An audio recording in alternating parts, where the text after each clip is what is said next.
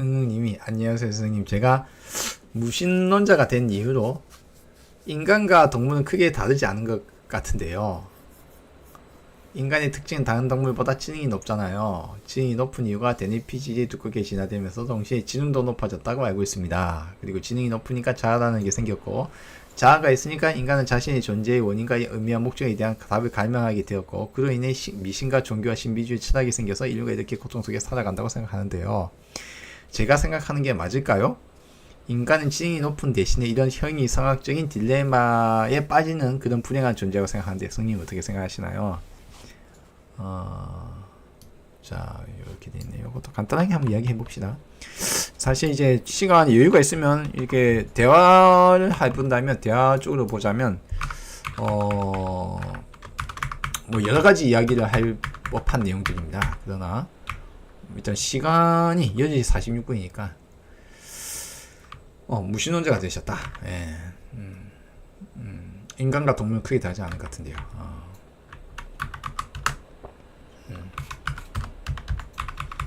자, 여러분이 이제 여기다가 뭐 이거는 이제 부언을 한번 달아봅시다. 예. 인간과 동물은 크게 다르지 않다. 그럼 이제 제가 하나 더, 한 발 더 나가 봅시다. 그러면 생명과 비생명도 크게 다르지 않다. 부언만 몇 개 달아봅시다. 인간의 특징은 다른 동물보다 지능이 높잖아요.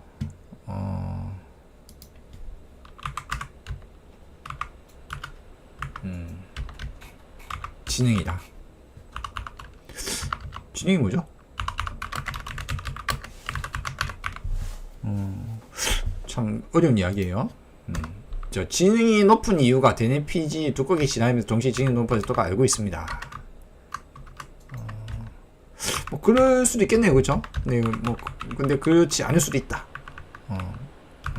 뭐 그렇지 않을 수도 있다. 우리가 지금 알고 있는 것이 뭐 아닐 수도 있다. 정확한 거는 뭐 과학적 사실이라는 것은 언제나 바뀔 수도 있으니까요. 자, 그러니까 이제 그 다음에 이제 지능이 높으니까 자아라는 게 생겼고, 자아가 있으니까 어쩌고저쩌겠죠. 글쎄요. 그러면 매미는 자아가 없나요? 개는 자아가 없나요? 고양이는 자아가 없나요? 원숭이는 자아가 없나요? 개미는 자아가 없나요? 글쎄요. 혹시 우리 자아는 무엇일까요? 자, 그 다음에 자아가 있으니까 인간 자신의 존재 원인과 의미와 목적에 대한 답을 갈망하게 되었고 라고 있죠. 예. 자아다.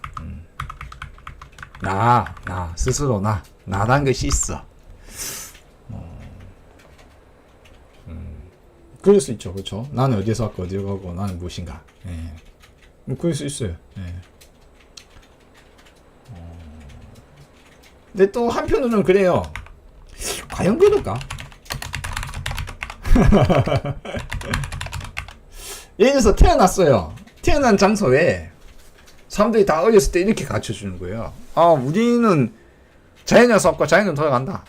태어나서 우리가 생각을 하고 뭘 하지만은 옆에 소도 태어나서 죽고 자연으로 흙으로 돌아가고 흙에서 흙으로 돌아가더라. 살아있는 동안에 지능이 있고 뒤에 가면 사라지더라. 우린 자연에서 왔고 자연으로 돌아간다. 라는 어떤 육론적 사고, 이 세상이 그런 어떤 순환 속에 우리는 임시적으로 태어난 것이고 라는 식으로 이야기를 한다면, 과연 존재의 원인과 의미와 목적에 대한 갈망을 할까요? 안 할까요?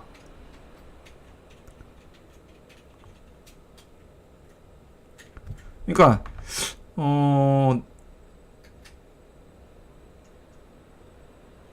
글쎄요. 때에 따라 다르다. 네, 자, 그로 인해서 미신과 종교와 신비주의 철학이 생겨서 라고 했잖아요. 뭐 그럴 수도 있겠죠. 미신과 종교와 신비주의 철학. 근데 종교라는 이 단어도 이제 때에 따라서는 다르게 쓰이고요. 철학. 철학 때문에 뭐 고통스러운 건 아니잖아요. 자, 인류가 이렇게 고생하고 살아간다. 그것 때문에 고통. 미신과 종교 심지 철학 때문에 괴롭다.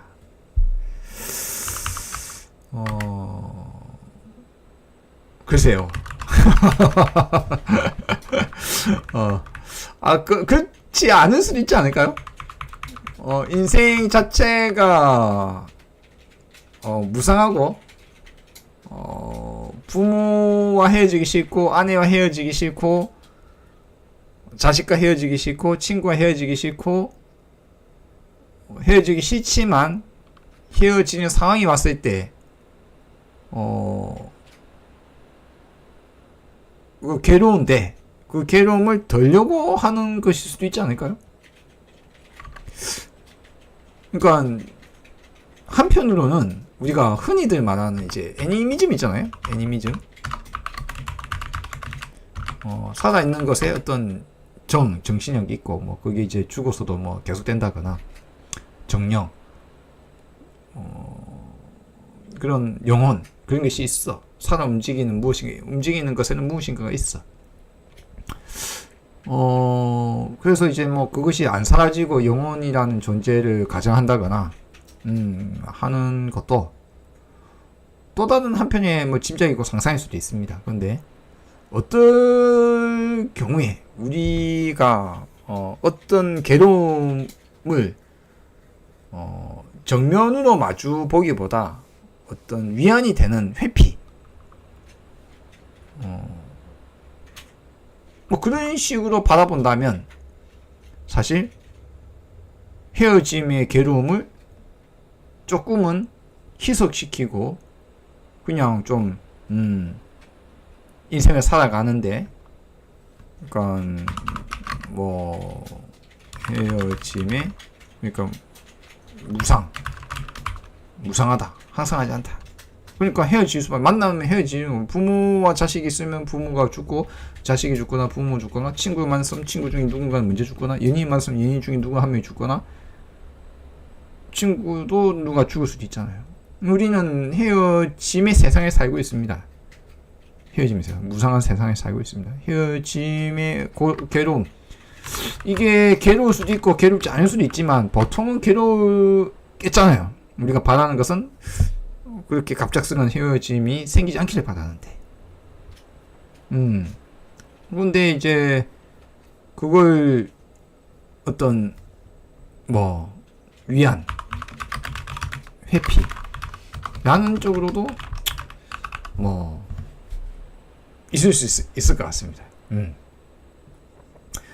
그래서 제가 생각하는 게 맞을까요? 자, 인간은 지능이 높은 대신 이런 형이상학적 딜레마에 빠진 그런 불행한 존재라고 생각하는데 선생님은 어떻게 생각하나요?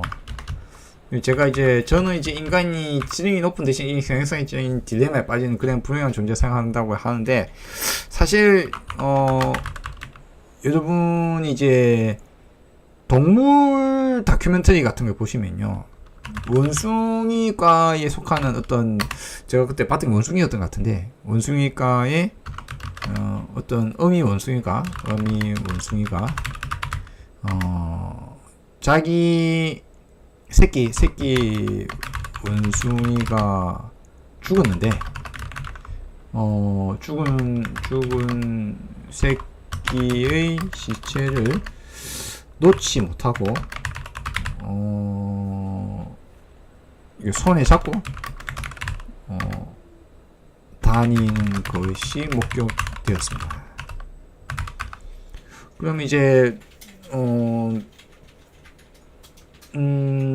사실 어찌 보면 원숭이인데 지능이 높으니까 뭐 그럴 수도 있긴 합니다. 그러니까 지능이란 결국은 이제 인간만이 그런 건 아니다. 개도 원숭이도 돌고래도 소도 돼지도 고양이도 어떤 의미 부여를 하거나 헤어짐을 안타까워하거나 좋아하거나 싫어하거나 한다. 인간만이 그런 건 아니다. 예. 그래서 그러니까 뭐 지능이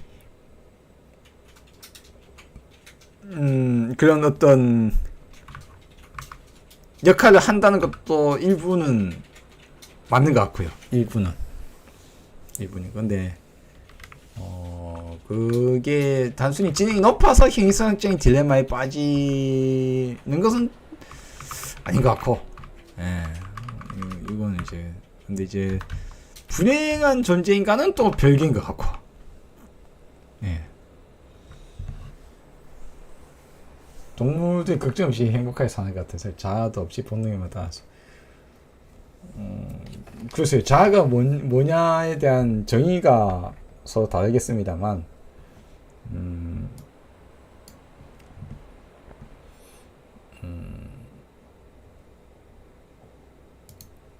그러니까 이제 결국 이제 제가 자꾸 이제 부가의 날만 달았는데,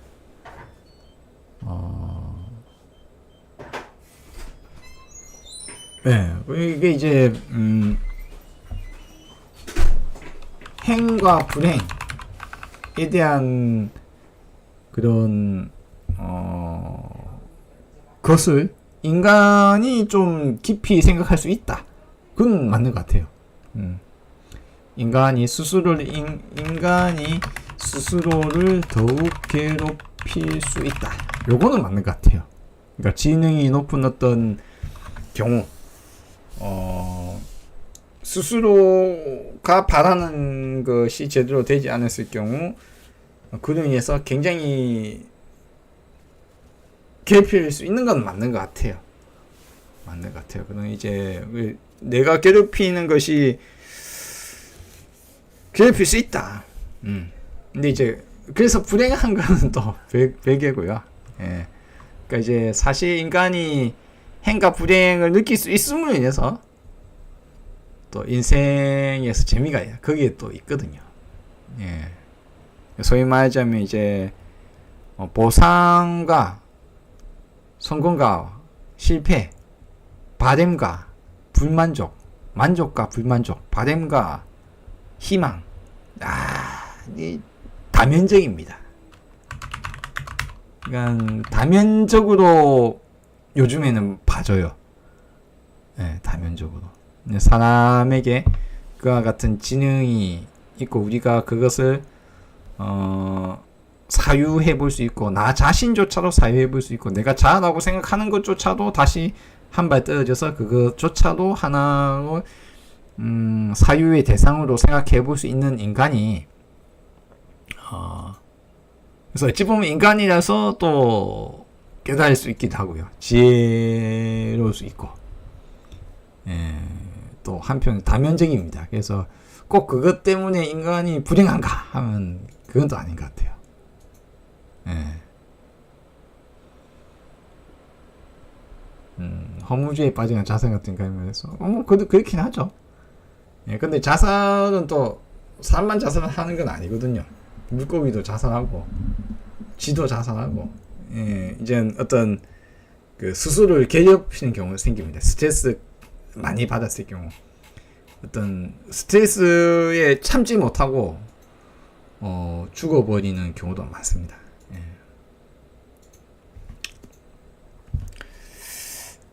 뭐 인간은 어찌 보면은 이제 그런 파트에 있어서는 이제 스스로 괴롭히는 것을 또 멈출 수도 있는 존재이기 때문에 지혜가 중요합니다.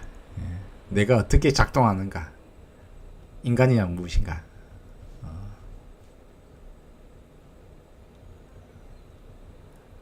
양재현님이 소가 울고 힘들어서 울고 송아지가 팔려서 펑펑 울었습니다. 예. 이유님이 지도 집단 자살뿐만 아니고 뭐 자학하기도 하고요. 지가 어떤 깊은 스트레스 받으면 지만 그런 거 아니고 사실 그런 것들이 많이 발견돼요. 여러 군데. 예. 자, 제가 이렇게 쭉 답변을 드렸는데 그렇게 딱히 마음에 드는 답변은 아닐 수 있어요. 이제 제가 말씀드리고자 하는 것은 맨 처음 이제 말씀을 하신 요 맨 위에 이제 요 길게 쓰신 내용이 많은 부분들은 우리 응님이 다른 책이나 다른 영상에서 남들이 하는 말을 많이 받아들이신 게 많아요. 추상적이라기보다 마지막에 최종적인 결론이 나오기까지 흐름 속에 진짜 그럴까?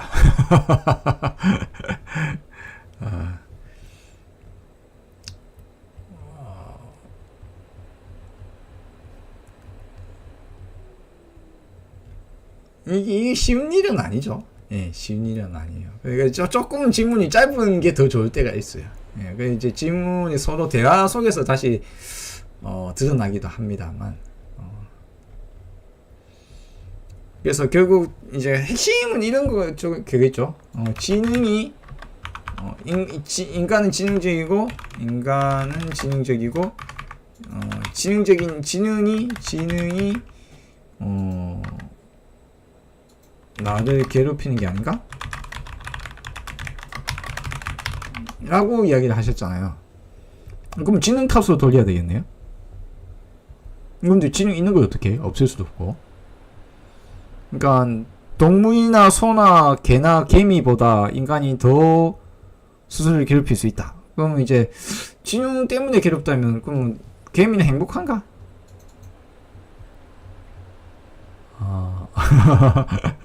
그럼 개미는 행복하게 살아가는 걸까요? 매미는 행복하게 살아갑니까? 어떻습니까? 우리가 불행과 행과 불행을 우리가 느낄 수 있는 사람인데, 이것이 행복한 거구나, 이것이 불행한 거구나 느낄 수 있는데, 그러면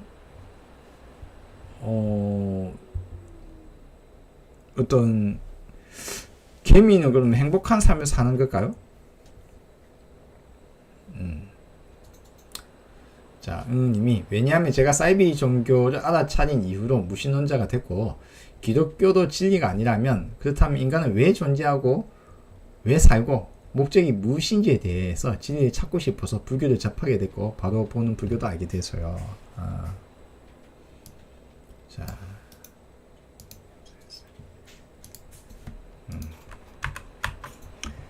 자, 무신론자가 되었다.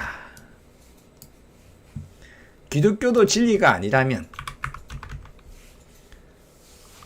그렇다면 인간은 왜 존재하고 왜 살고 목적이 무엇인지에 대해서 진리를 찾고 싶어서 불교를 접하게 됐고 받아보는 불교도 알게 되세요. 제가 드리는 답이 조금 충격적일 수는 있어요. 그렇지만 조금 이렇게 생각해 봅시다. 자, 사실 무신론자가 되었다고 하셨는데 기독교적 신 여호와가 그게 실체가 아니다라는 것에는 도달하실 수 있어요. 지금의 이야기 속에는 담겨있는 뜻의 속에는 근데 사실 진정한 무신론자가 아직 안 되셨어요. 진정한 무신론자는 뭐냐면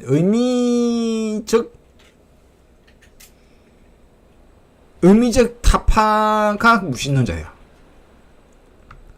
그러니까 지금 기독교도 진리가 아니라고 했죠. 그러니까 이제 하나님의 말을 받았었고 하나님 있고 뭐 그래서 그게 그렇게 살아가고 뭐 하나님 말에 따라 사는 그게 이제 막 어쩌고라고 이야기하는데 그거는 아니라고 이제 알아차 있다 이거잖아요. 그러니까 이제 인간은 왜 존재하냐라고 했잖아요. 근데 제가 앞에 우리 응우님이 인간과 동물은 지능의 차이라고 했잖아요. 근데 인간과 동물 별 차이가 없다니 크게 차이는 없는 것 같다라는 단어도 조금 있었죠. 그렇죠? 제가 무슨 말 했어요? 그러면 생명과 비생명은 크게 차이가 있는가? 자, 제가 질문해 볼게요, 한번. 그러면 나는 왜 존재하는가 했잖아요. 나는 내 목적이 무엇인가라고 물어봤잖아요. 여러분이 그럼 이제 응님께 물어볼게요. 돌멩이는 왜 존재합니까? 돌멩이의 의미가 있습니까? 제가 생명과 그러니까 제 말은 앞에 동물과 인간이 큰 차이가 없다고 했잖아요. 그러니까 보통 기독교에서는 인간을 위해서 그러니까 인간 중심적 이야기 나오잖아요. 인간의 사고가 반영이 돼 있어요. 기독교 사고 속에는. 그래서 인간이 동물이나 세계를 지배하게끔 설계되어 있다고 이야기해요. 인간에게 의미가 있고 라는 이야기를 하잖아요. 근데 이제 인간과 동물의 큰 차이가 없다는 사실을 알게 되면은 그럼 어떻게 됩니까? 그러면 인간 위주의 세상이란 건 이상한 세상이 된 거죠. 인간이 의미가 있는가? 그러면 동물의 의미가 있는가? 개미의 의미가 있는가? 이제 더 나아가서 여러분이 이제 진화론을 알게 되면 그렇잖아요. 우리는 이제 변화의 한 축일 뿐, 형태, 변화의 한 형태일 뿐, 사실로 치자면 뭡니까? 생명과 비생명으로 나눈 생각은 이 생각은 둘로 나눈 거예요. 그러니까 제가 말씀드린 바이러스가 생명인가 아닌가 물어보면 생명 혹은 비생명이라고 물어보면 이거 대답 잘 하기 힘들어요. 반생명 이렇게 이야기를 하기도 합니다. 요즘에는 아마 생명을 보일 것 같기는 하는데요. 근데 그러니까 물질적인 그러니까 돌멩이와 사람의 큰 차이가 있는가? 있긴 있죠. 뭐 생각도 할 수 있고 자식도 놓을 수 있고 그런데 그거는 그냥 물질에 모여서 어떤 인간이란 형태를 이루고 있는 거예요. 그냥 DNA도 있고 생명체로서 활동하는 건데 근데 우리 몸은 물질이잖아요. 무슨 말이냐면 우리 몸이 전부 다 물질이에요. 근데 그게 이제 생명처럼 작동하는 물질의 변화의 형태일 뿐이죠. 우리 세포 하나하나를 다 뜯어보면은 세포는 그냥 물질인데 물질의 특수한 조합일 뿐이에요. 물질의 특수한 형태이죠. 그냥 물질이에요, 물질.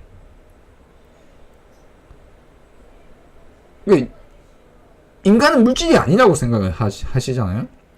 그러니까 비생명인 돌멩이나 모래나 H2 물이나 인간은 근본적으로는 다르지 않은 거예요.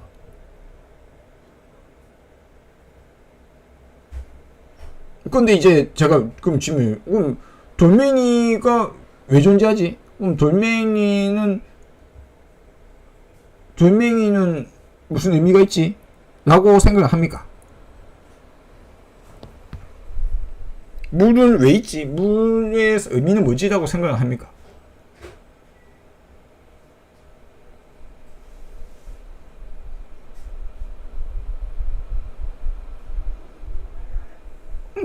감정은 있죠. 인간뿐만 아니고 동물도 감정이 있고, 뭐.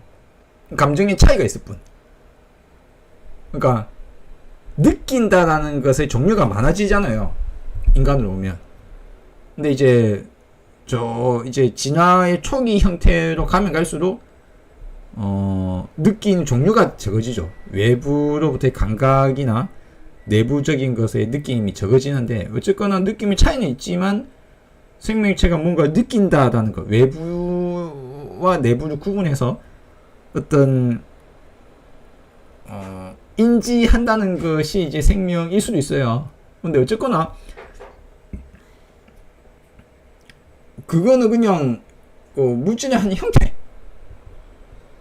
형태일 뿐이지 사실상 큰 차이가 없다.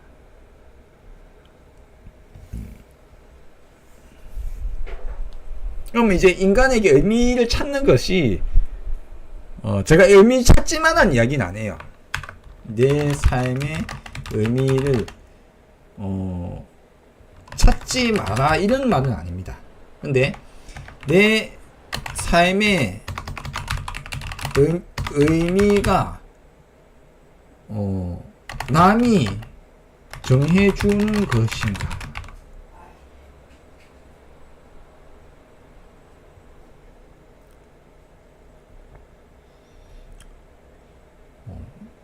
그러니까 내가 존재는 왜 하는가라고 하는 건 돌멩이는 왜 있고 태양은 왜 있고 지구는 왜 있고 산소는 왜 있냐는 질문하고 비슷한 거거든요. 이제 왜가 아니고 어떻게라고 질문할 수 있죠. 이 차이는 좀 납니다. 어떻게는 이제 대답을 할 수 있죠. 과학적으로는. 과학적이고 불교적인 대답이 뭡니까? 어떻게? 나는 어떻게 존재하는가? 나라고 착각하고 있는 이 육체가 어떻게 작동하고 어떻게 움직이는가? 내 정신은 어떻게 작동하고 이게 무엇인가? 이 무엇고 이게 무엇인가에 대해서 이거는 연기법, 인연에 따라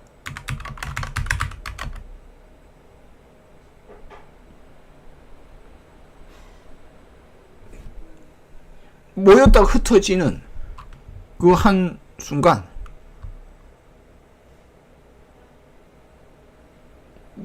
세상에 때문에 일어난다. 뭐 때문에 일어난다. 개미가 있거나 모기가 있거나 나무가 있거나 뭐 어떤 영향 때문에 일어났어. 물질 세계의 이합집산을 통해서 생겨났다.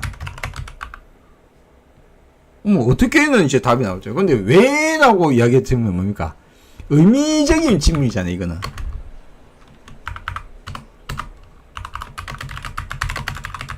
왜 태어났지라고 하면 의미적 질문이거든요. 왜 나는 있지 하면 그건 사실 대답을 주기 힘들어요. 태양은 왜 있지? 태양이 어떻게 생겨났지는 이제 연구하고 과학적으로 불교적으로 이야기할 수 있죠. 연기법, 인연법. 왜, 어떻게, 원인을 물어볼 수는 있어요. 그러니까 how는 그건데, 그러니까 여기서 왜라는 것이 아마 의미적 질문이 될 수는 있거든요. 그러니까 원인과 결과, 원인을 물어보는 건 아니잖아요. 난 왜 존재하는가? 이 한국식 질문의 왜에서는 의미적 질문이잖아요. 조금 어렵죠. 그래서 이제 의미적 질문으로 갈 것이 아니라 내 삶의 의미를 이제 불교를 깊이 하고 사고의 깊이가 깊어지면은 기존의 사람은 이렇게 살아야 한다라거나, 그래서 누가 남녀 치세 부동성이라거나 뭐 성이 뭐 나쁘다거나 좋다거나 섹스가 좋다거나 나쁘다거나 결혼성이 좋다거나 나쁘다거나 이렇게 해야 된다거나 말아야 된다거나 사회생활 해야 된다거나 말아야 된다거나 거짓말 해야 된다거나 말아야 된다거나 선악이나 의미나 수 없는 것들이 남들이 하는 말을 우리는 받아들이면서 커요. 왜냐면 우리가 그걸 비판적으로 생각하면서 듣는 게 아니잖아요. 이렇게 해야 한다, 이렇게 살아야 한다, 이런 것이 옳은 것이다 라고 하는 것들은 그냥 들은 것일 뿐이에요. 들은 거.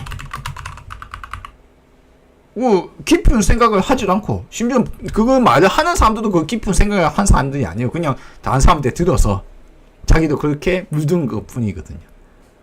대부분의 사람들은 어떤 의미에 대해서 의미, 개념, 법, 뭐 이런 것들에 대해서 이런 것들에 대해서 깊이 생각해서 그걸 갖고 있는 게 아니에요. 대부분은 다 그냥 자기도 물든 거예요. 그 사람들도. 그래서 그 사람이 물들어서 당신한테도 그걸 강요해요. 그게 맞다고. 당신은 그렇게 또다시 물들었죠. 근데 당신은 그 하나하나에 대해서 왜, 어째서, 진짜 정말이 난 질문을 던진 적이 없는 거예요.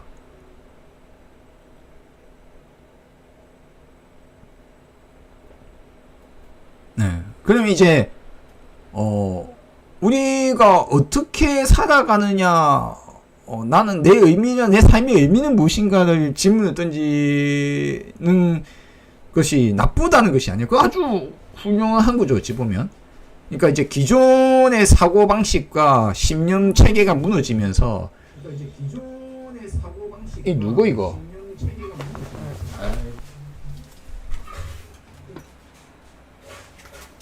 전기가 불안하니까 없던 스피커가 갑자기 켜지고 이러네요.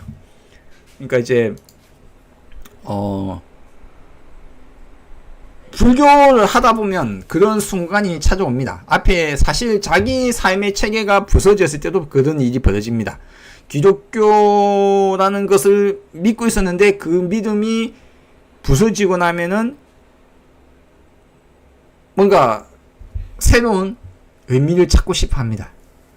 그래서 의미 찾는 것 자체가 그렇게 나쁘다거나 좋다거나 하는 이야기가 아니라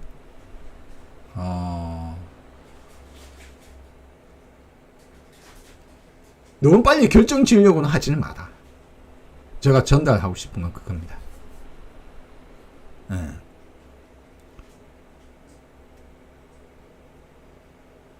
빨리 결론 내리려고 하기보다 조금 더 깊게 사고를 할 필요가 있다.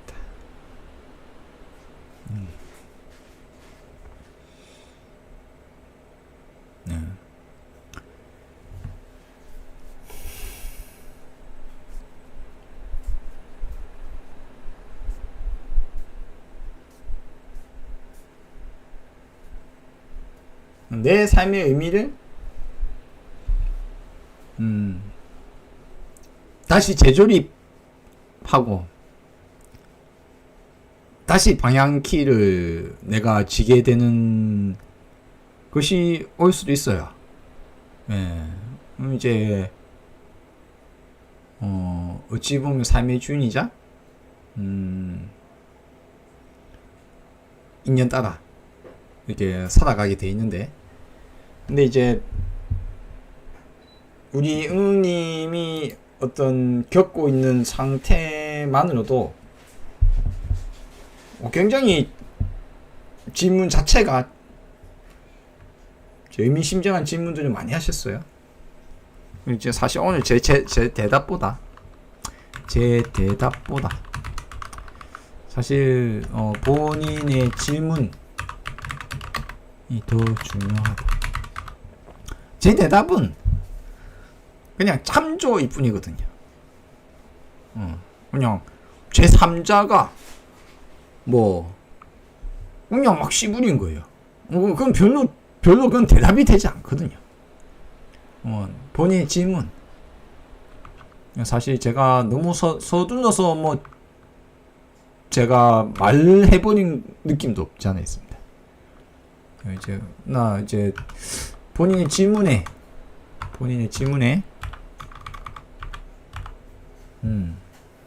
그 질문을 쉽게 놓지 않고 요걸 좀 내재화시키는 게 중요할 것 같습니다. 그리고 그 질문이 해결될 때 또 새로운 또 시각이 열리실 것 같아요. 예.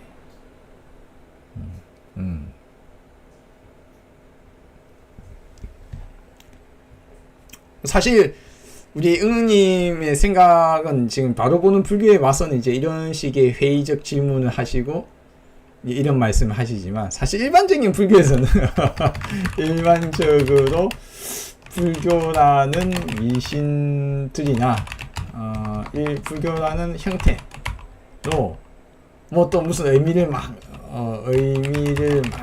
부여한 것을 주장을 합니다. 그쵸? 불교에도 그런 거 가득 있어요. 뭐 어떻게 살아야 되고 뭘 안 하면은 뭐 다음 생에 뭐 어떻게 태어나고 뭐 막 온갖 소설들이 막 넘쳐납니다. 온갖 의미를 막 있는 대로 막 신비주의를 부여하고 뭐를 부여하고 뭐 의미를 부여하고 개념을 부여하고 막 부여를 한 것이 수적합니다. 그게 사실 거짓말 천국이거든요. 거짓말 천국입니다. 근데 이제 그나마 이제 좀 이런 형태의 불교가 아닌 질문의 불교. 예, 개념 타파의 불교. 예, 벗어남의 불교. 요거를 하시는 지금의 그 초입에 들어서신 것을 축하드립니다. 축하드리고, 그 지문 자체를 내재화시키시길 바랍니다. 본인의 그 지문이 아주 중요합니다. 예. 그리고 이제 괴롭다라는 형태도 앞에 이제 인간이 어떻게 해서 지능이 높고 어떻게 해서 그래서 인간 불행한 게 아닌가라고 하셨잖아요. 그러면 불행이란 무엇이지? 제가 앞에 개미는 그러면 행복합니까? 라고 물어봤잖아요. 그쵸? 그럼 나무는 행복합니까? 그러니까 불행하다는 것은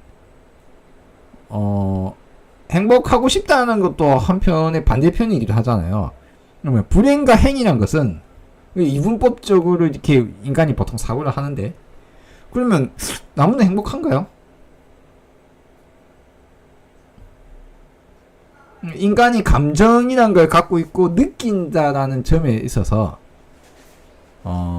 괴롭거나 불만족하거나 만족하거나 뭐 그런 어떤 형태적인 삶을 살고는 있습니다만, 과연 만족과 불만족의 두 가지로만 나눠질까요?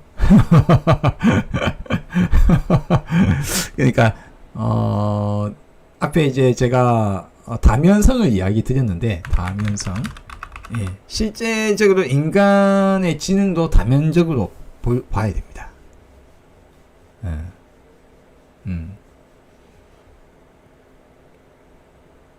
예, 어떤 한 가지 측면만으로 받아보기에는